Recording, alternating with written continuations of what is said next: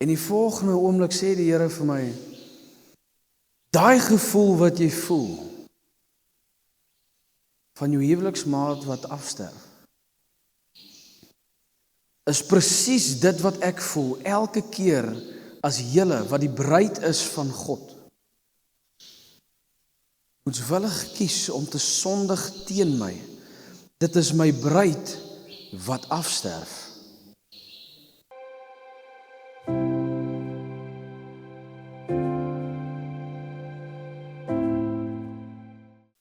Tyd terug sit ek en ek's besig met die woord van die Here en daar kom 'n hartseer oor my.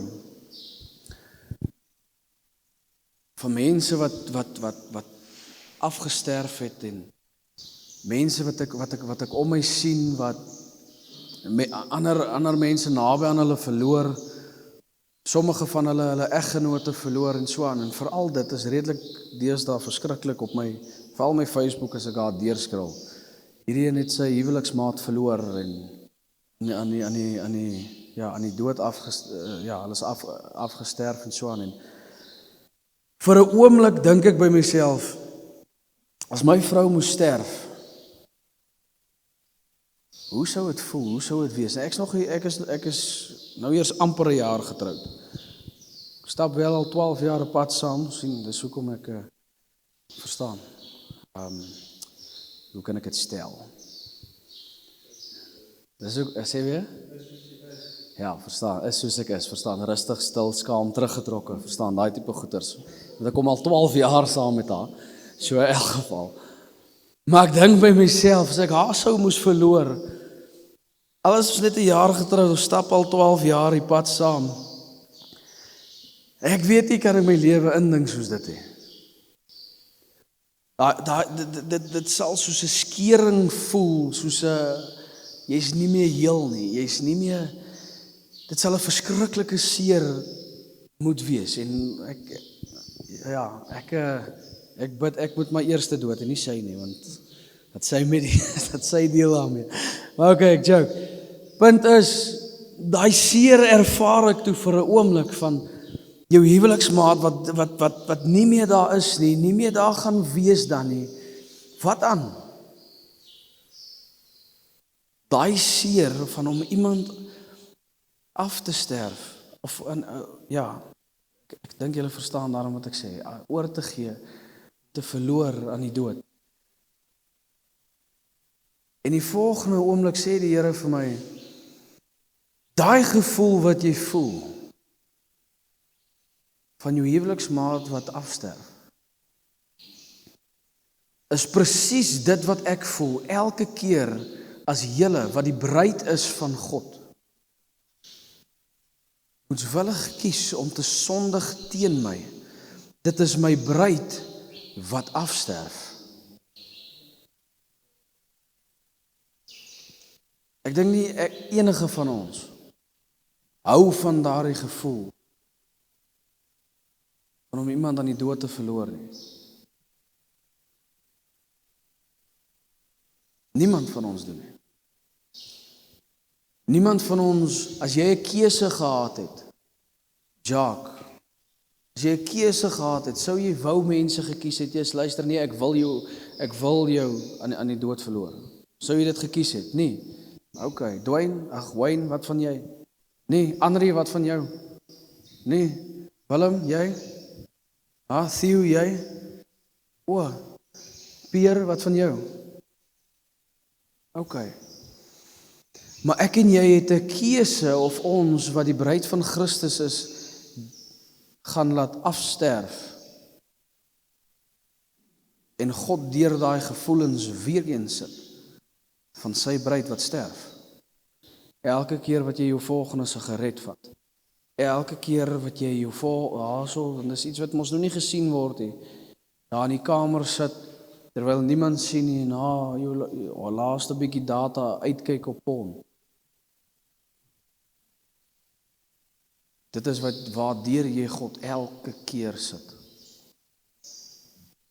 En ons verwag aan die einde, aan die heel einde,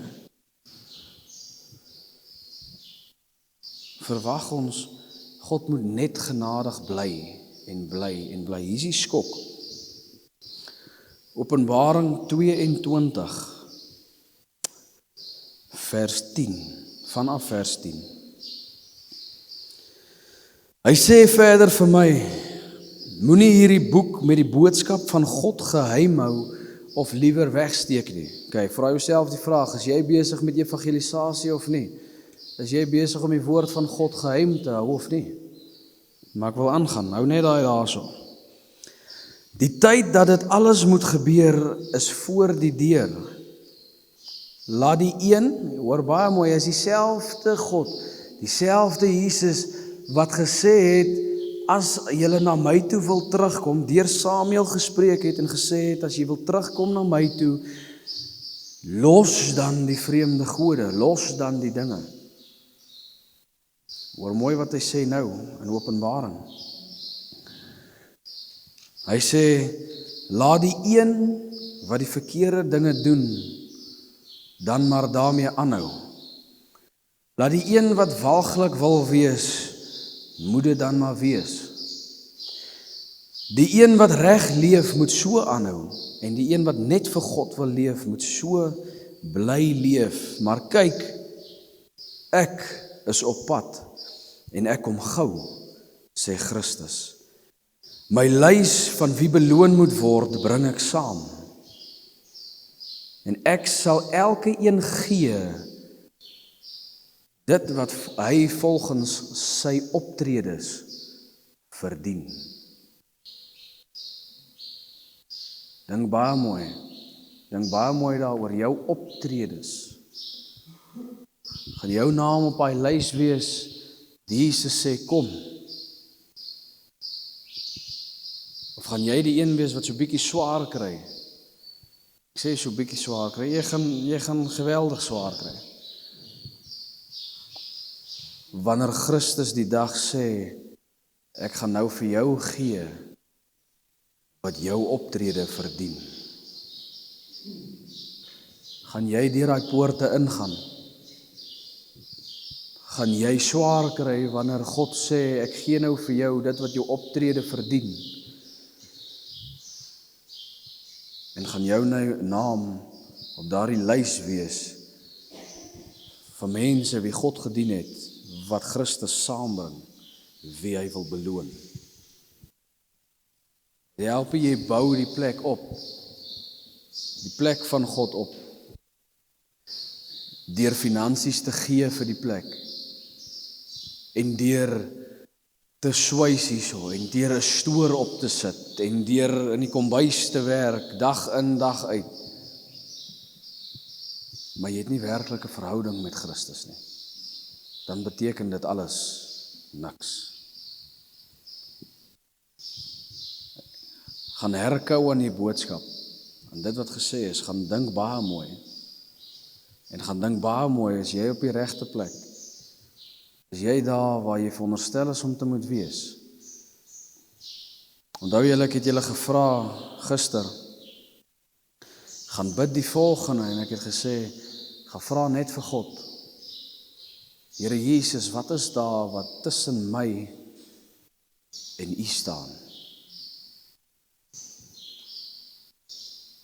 Julle hoef nie hande op te steek of wat nie, maar jy wat dit gedoen het. Jy weet, jy is daarom 'n stap in die regte rigting. En dat God dit sien en hy jou daarvoor sal beloon, want hy sien jy wil daaraan werk. Hy sien jy wil 'n deurbraak hê, en hy sal dit so ook gee. Maar jy wat never-minded was daaroor en dit net nie gedoen het nie, moenie vir God vra, Here, waar was U? Wanneer dinge in jou lewe uitmekaar uitval, want jy wou nie luister nie. Kom ek en jy maak seker ons naam is in die boek van die lewe, en dat ons 'n verhouding het met Jesus Christus, en dat ongeag wat, ons sal volhard tot die einde toe, en dat ek en jy standvastig sal wees binne in ons geloof. Maak jou lewensmotto die volgende. Dis myne al vir baie lank. Skrif wat heel toevallig my ma vir my gegee het toe ek graad 8 was. 2 Timoteus 4 vers 7 wat sê, ek het die goeie stryd gestry, ek het die wedloop volëindig en ek het my geloof behou. Maak seker dat alles wat jy aanpak, wanneer jy klaar is daarmee, jy daai 3 goed regtig kan sê. Ek het die goeie stryd gestry, ek het die wedloop volëindig, dit beteken ek gee nie op nie. Ek het klaar gemaak en ek het my geloof behou. Here, my gebed is in die naam van Jesus Christus. Here, dat daar waar die woorde geval het, dit vrug sal dra.